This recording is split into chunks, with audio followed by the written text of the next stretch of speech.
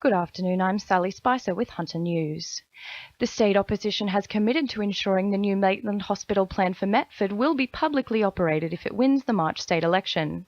The ALP says it will oppose any move to make the hospital a public-private partnership.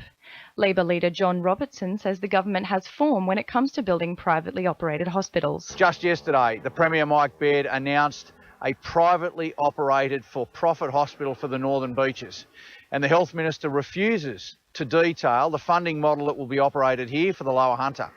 And what we need to see is a proper investment in health. That means a publicly operated hospital, and Labor is committing today to ensure that's what the Lower Hunter gets. However, Maitland MP Robin Parker has hit back, saying the new hospital will be a public hospital. Labor still haven't committed a single cent to building a new hospital for Maitland. Today they announced an unfunded thought bubble. They're all over the place. Before the election they didn't think we needed a hospital, then they were critical of the site. Now they're saying they're going to build the hospital on the site we've already provided $20 million for. It will be a public hospital. Investigations are underway into a suspicious prawn trawler fire at Port Stephens. The trawler burst into flames just before midnight on a Raymond Terrace dry dock off Swan Street.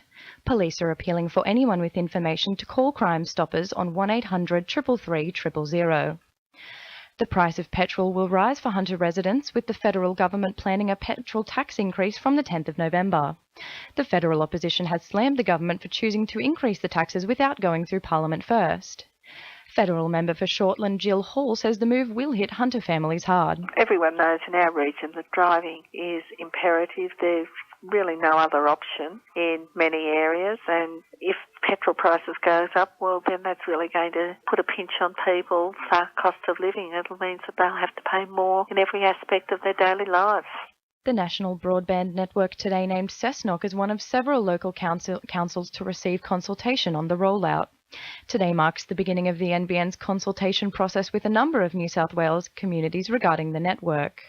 Cessnock Mayor Bob Pinsent says if installed, the NBN would be an asset to the region. Our businesses need the best technology that's available. It's not just the businesses, it's Wi-Fi facilities available for the millions of tourists that come to our area. All hotels don't have access to Wi-Fi, and I think these sort of facilities are going to make the tourism aspect far more attractive. Seniors are being given the opportunity to learn how to use new technology for a discounted rate, with Tomaree Community College once again securing state government funding for the course. The courses will be conducted during November and is available for Port Stephens residents who are over 60. Tomaree Community College Executive Officer Ella Clark says the program teaches seniors how to navigate necessary day-to-day technology. Once upon a time you could just ring up and book an airfare, whereas now you have to do it over the internet. So what we've tried to do is put on a lot of courses which is trying to be familiar with your smartphone, try to learn how to do internet banking, how to really get your head around the technology that's forced upon us now. Updating sport.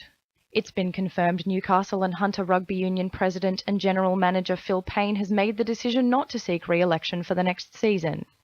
After 14 years as president, the former Hamilton second rower will step down, taking with him his position on the New South Wales Country Rugby Union Board. He says adding to the decision are his plans to travel overseas for 3 months. Bar TV will now broadcast matches in all 5 rounds of Newcastle District Cricket's 2020 competition. 1 match per round will be streamed live. The broadcast will be available through participating clubs and hotels. And it's expected Newcastle Knights fullback Darius Boyd may be released from the red and blue before the end of the week. Knights Chief Executive Matt Gidley was hesitant to comment on the release. However, they did confirm they're hoping to come to a conclusion within the coming days. 2NURFM News Time is 12:10.